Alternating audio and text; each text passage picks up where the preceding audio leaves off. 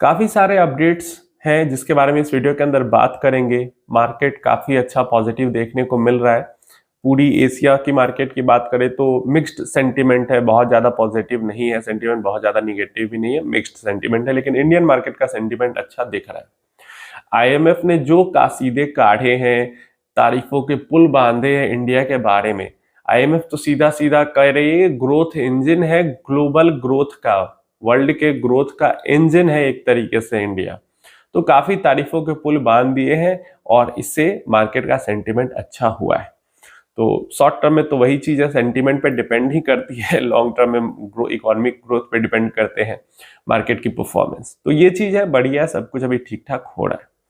इसके अलावा कई सारे लोग जो है वो फियर ऑफ मिसिंग आउट के चक्कर में फिर से गलती करने पे लगे हुए हैं। कमेंट्स ऐसा पढ़ के या जो रिपोर्ट्स आ रही, इवन आर्टिकल्स आपको और ज्यादा फियर ऑफ मिसिंग आउट का वो डर दिलाती है। मैंने आपको पिछले कुछ वीडियो में बताया था कि कैसे आपने सिल्वर और गोल्ड की रैली को मिस नहीं किया, तो फियर ऑफ मिसिंग आउट आप फील नहीं कीजिए। अभी पिछले 1 साल 1.5 साल के टाइम पीरियड में इक्विटी मार्केट का रिटर्न ऑलमोस्ट जीरो या थोड़ा बहुत निगेटिव में ही रहा है, इंडेक्स लेवल पे बात करते हैं। तो ऐसे में जितने भी ऐसे म्यूचुअल फंड्स हैं जिन्होंने इक्विटी के अंदर में सबसे ज्यादा एक्सपोजर लिया हुआ है, या फिर बाय डिफॉल्ट या फिर बाय रूल उनको इक्विटी के अंदर ही अपने पोर्टफोलियो का ज्यादा से ज्यादा हिस्सा रखना है, जैसे कि नॉर्मल डाइवर्सिफाइड म्यूचुअल फंड होते हैं, large cap, mid cap, flexi cap, small, Contra value, ये सब। तो जितने भी ऐसे फंड हैं उनके मुकाबले में आपको ऐसे फंड्स के रिटर्न ज्यादा दिखते हैं जहां पे इक्विटी का एक्सपोजर कम है। जैसे हाइब्रिड कैटेगरी के फंड्स का रिटर्न अभी आपको पिछले 1 साल में ज्यादा दिखता है इक्विटी प्रोपर के मुकाबले में। एग्रेसिव हाइब्रिड हो गया या फिर खासकर मल्टी एसेट का तो और ज्यादा आपको दिखता है। तो काफी सारे लोग फियर ऑफ मिसिंग आउट में चले गए हैं कि प्रोपर हमने फ्लेक्सी कैप के अंदर इन्वेस्ट किया, वो तो रिटर्न दे नहीं रहा, मल्टी एसेट तो इतना अच्छा रिटर्न दे रहा है। तो ये सिंपल सा चीज वही है कि पिछले 1-1.5 साल में इक्विटी ऑलमोस्ट जीरो रहा है, गोल्ड सिल्वर बहुत चढ़ गए हैं, और डेट तो थोड़ा बहुत अपना जितना देते रहता है हर साल उतना देता ही है। इस कारण से हमें मल्टी एसेट ज्यादा अच्छा दिख रहा है प्रॉपर इक्विटी के मुकाबले में। लेकिन हमेशा ये चीज ध्यान रखें कि हम अपना एसेट एलोकेशन का ध्यान रखते हैं, हम अपने गोल के अकॉर्डिंग इन्वेस्ट करते हैं। आपका गोल अगर 8 साल का है तो आपको ये दिखना है, मतलब बैक टेस्ट भी डेटा को करते हैं, पिछला डेटा भी देखते हैं, तो 8 साल में किसका बेहतरीन कैसा परफॉर्मेंस रहा है। 1 साल के परफॉर्मेंस नहीं देखनी है आपको। जैसे ही वापस इक्विटी के अंदर रैली स्टार्ट होगी, गोल्ड का जब फिर से 5-7 साल के लिए वो कंसोलिडेशन के फेज में चला जाएगा, फिर गोल्ड का रिटर्न सिंगल डिजिट में आ जाएगा, इक्विटी जैसा हमेशा करती आ रही है वैसा करती रहेगी।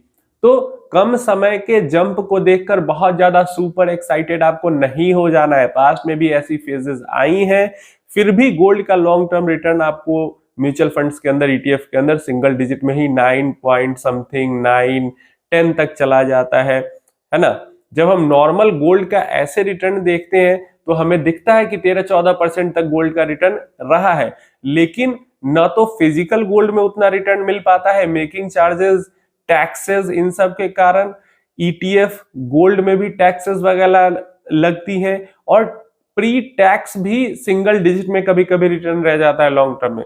तो इसलिए बहुत ज्यादा ठीक है, अपना एसेट एलोकेशन का ध्यान रखें। सिक्योरिटी जरूर गोल्ड प्रोवाइड करता है या सिल्वर प्रोवाइड कर देती है, लेकिन अंधा नहीं हो जाना है, पागल नहीं हो जाना है, फियर ऑफ मिसिंग आउट में नहीं चले जाना है। अपडेट्स की अगर हम बात करते हैं यहाँ पे, तो सबसे पहली अपडेट तो हमारे पास आ जाती है यूरोप से ही। काफी टाइम से यूरोप की न्यूज नहीं आ रही थी। तो देखिए, जैसा कि यूके के साथ हमारा फ्री ट्रेड एग्रीमेंट हो चुका है, ईएफटीए के साथ हमारा फ्री ट्रेड एग्रीमेंट हो चुका है, जो कि 4 यूरोपियन कंट्रीज का ग्रुप है। तो 4-5 कंट्रीज यूरोप की है जहां पे हमारा फ्री ट्रेड एग्रीमेंट हो चुका है, और बहुत ही जल्दी जो फ्री ट्रेड एग्रीमेंट है वो यूरोपियन यूनियन के साथ भी हो सकता है। ऐसी अपडेट्स निकल के आ रही हैं कि इस साल दिसंबर तक यूरोपियन यूनियन के साथ फ्री ट्रेड एग्रीमेंट साइन हो सकती है, और इसके साथ ही साथ 25 ट्रिलियन इकोनॉमी के लिए भारत का फ्री ट्रेड रूट ओपन हो सकता है, और इसका बहुत बड़ा इम्पैक्ट इंडियन इकोनॉमी पे होगा। कुछ पॉइंट्स हैं जिसको लेकर अभी मतभेद है, सहमति नहीं बन रही है, जैसे यही ऑटो रिलेटेड कंपनीज, क्योंकि बहुत यूरोपियन ऑटो कंपनीज हैं जो कि भारत के अंदर में सेल करना चाहती हैं, बहुत हाई टैक्सेस उनको पे करना पड़ता है।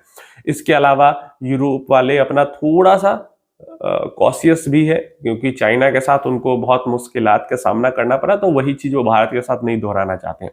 तो पूरी तरीके से वो क्लियर होके, जो कि उम्मीदन दिसंबर तक इसी साल में हो जाएगा, एंड ये भी एक बहुत बड़ा मार्केट के लिए पुश पॉइंट बनेगा, सेंटिमेंट बूस्टर पॉइंट बनेगा।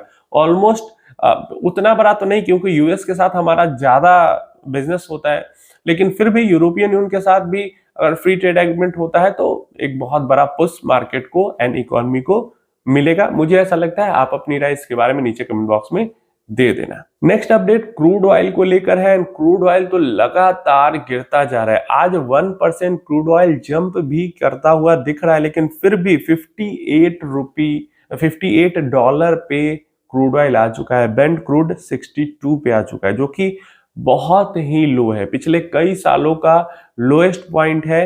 एंड 58 पे आके एक तरीके से ये सपोर्ट लेके ऊपर चला जाता है, बट फिर भी $70 कहाँ और कहाँ $58।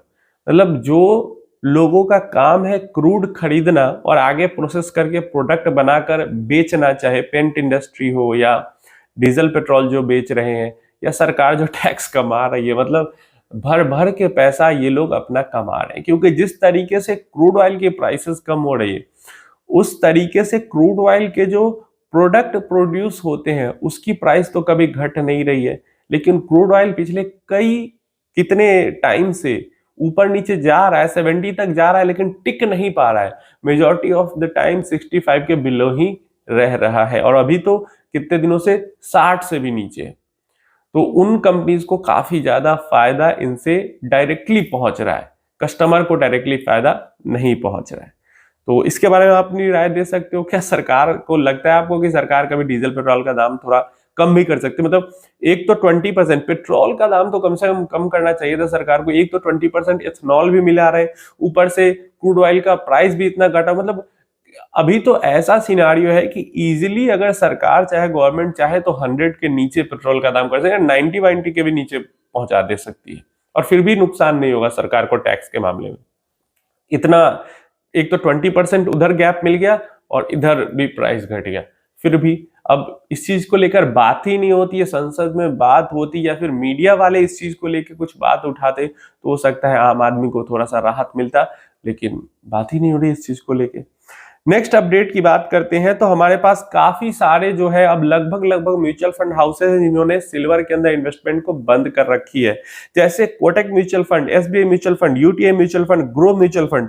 इन्होंने अपना सारा फ्रेश लमसम इन्वेस्टमेंट बंद कर दिया है, लेकिन ये एसआईपी इन्वेस्टमेंट का रूट इन्होंने ओपन रखा है। एसआईपी के थ्रू इन्वेस्टमेंट कर सकते हैं इनके जो सिल्वर फंड ऑफ फंड है उसके अंदर। लेकिन जो Tata mutual fund and ICICI mutual fund है, ये एक स्टेप और आगे चले गए। इन्होंने हर तरीके की इन्वेस्टमेंट बंद कर दी है। आप इसके अंदर लमसम एसआईपी कुछ नहीं कर सकते इनके फंड ऑफ फंड में सिल्वर के। क्यों?